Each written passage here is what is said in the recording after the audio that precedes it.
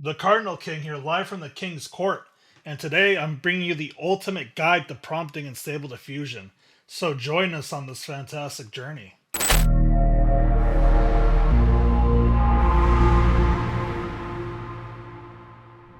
we start the video, I'm going to ask you to do all those goofy things that YouTubers tell you to do, like, comment, subscribe, whatnot. Just do it. Help the channel grow, support us, and we'll give you more awesome content. So before we get into the hard, actual prompt crafting, I'm going to show you guys a couple of resources I like to use, and we'll put these in the description down below. But the first one is Lexica, and this is a search engine for stable diffusion prompts. So if you see all of these were created with stable diffusion, they all have their own unique prompts. When you see one that's cool, you kind of see what they use to get that prompt. So let's see this one.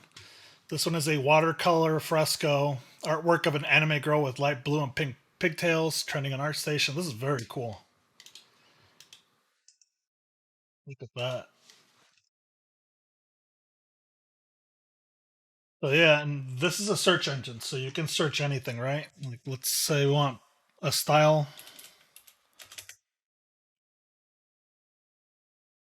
Let's say we're searching for pointillism, right? Like this is a really cool result. Oh, that's awesome. That's spot on. Or we can look for a subject. We can do Blade Runner. And we got some Blade Runner images. Oh, this one's very cool. Look at that. I'm assuming it's grabbing a lot of inspiration just from the posters because it's getting like a bunch of heads, which is really cool, to be 100% frank. This one's awesome. Look at that. Okay, the next resource here is the Urania.ai, and this is a. You can search all the artists that Stable Diffusion knows off the bat. So it's the top 500 artists. So say we want Frank Cho. Is that on there? Okay, let's just say we want Salvador Dali.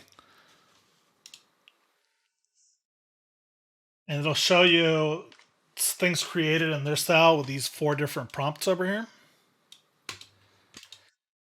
This is really good to check out cool styles that you might want to use in your prompts. Obviously, it doesn't know more obscure artists. I would have thought I would have known Frank Cho, but it doesn't. But I mean, if we do like Shingo Araki, doesn't show up. So you might want to train a custom model on that, and we teach you how to do that in our last video, which I'll have linked on top if you press that little eye icon over there.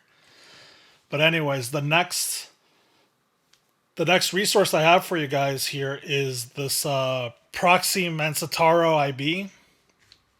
And this is kind of the same deal. It shows you different artist styles. So Ansel Adams over here. We have Neil Adams, looks really awesome. Wow, that's pretty spot on. Wow, this one's fantastic. Nick Alm. Not familiar with that guy's work, but the results same with these two. Um, so I want you to keep this image in mind because it'll be important a little bit later. We'll come back to it. So over here, same site, we have a gallery showing us common modifiers. So these are things you can add after the prompt to give it a little bit more flair. So we have 16-bit, 50 style. This is actually really nice. I never considered putting this in a prompt. 4K, which is a little abstract. ArtStation HQ, beautiful, beautifully lit. Chill Wave, which kind of gives you cool colors. CG Society. But yeah, these are really common modifiers, so you can spice up your prompts using these inspiration. Next up is the AIArt.com. So this is another one for modifiers. And it has a bunch. It has angles, artists, filters, effects, lenses, lighting, photography styles. The photography style is actually really interesting. So you can do some aperture stuff. The photo styles here. This ambrotypes are really cool looking. Same with the daguerreotypes. So if you're really into photography, you can use this to get yourself a lot of like vintage style images out of your prompts. The Polaroid one looks really cool. Um, This lens one though, I think needs a lot more work because if you really are into photography, you're getting way more specific than like, oh well, it's a zoom lens. You would just say like, oh well, it's a telephoto lens, or you would say it's a 90 millimeter at f1.8. So you'd get way more into the minutia, right? Um, that the stylistic one is cool. I believe the top ones are standard diffusion and the bottom ones are MidJourney. So it's really cool that they have both of those comparisons in there. So yeah, when you have time, go and this is awesome. Look at although the top one isn't a Grisaille over here, but this one is. It's awesome. Um, so now we're gonna get into the meat and potatoes of this whole deal, right? And here we can zoom in a lot. So the actual way we prompt craft, and we want to be organized when we do this stuff, right?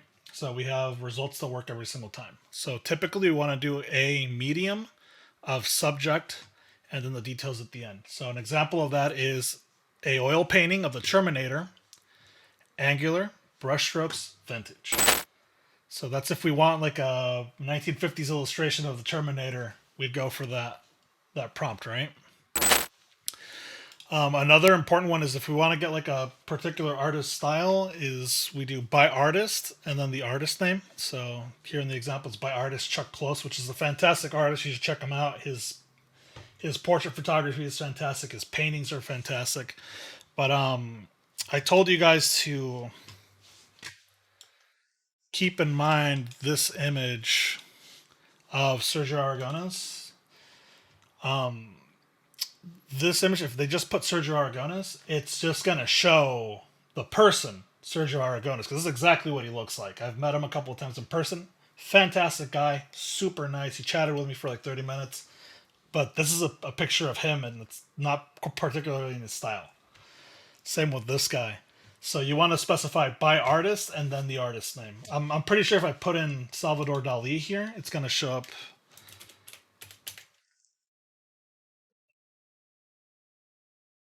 Here we go. It's the same deal, right? Like this is Salvador Dali because of the mustache. That's Salvador Dali, the person. It is in his style, but it's also the person Salvador Dali. So we want to avoid that as much as possible. Next little tip we have here is that when we put things in parentheses like this, that gives it more influence. And if we add more parentheses, it gives it even more influence, right? And when we put things in brackets, that gives it less influence. And we put it in multiple brackets, it gives it even less influence. So an example of this would be an oil painting of Blackbeard's ship by the artist John William Waterhouse and then by the artist Ross Strauss. So if we want to make a realistic photo of a ship there, we're going to want to emphasize John William Waterhouse because his style is realistic, and then Ross Strauss style is very anime-esque. So we want to lower that a little bit just to give it a little spice to the image, you know? The next tip here is that we can have kind of like a combo image or a combo prompt, right? So we do thing 1 and then this guy, thing 2, and then 50. So say we're running at 100 steps, it does the first 50 of thing 1 and then it does the next 50 of thing 2. And this thing, we don't necessarily have to specify specific steps. So if it's an odd number or something like that, we can also do it as a decimal point out of 1.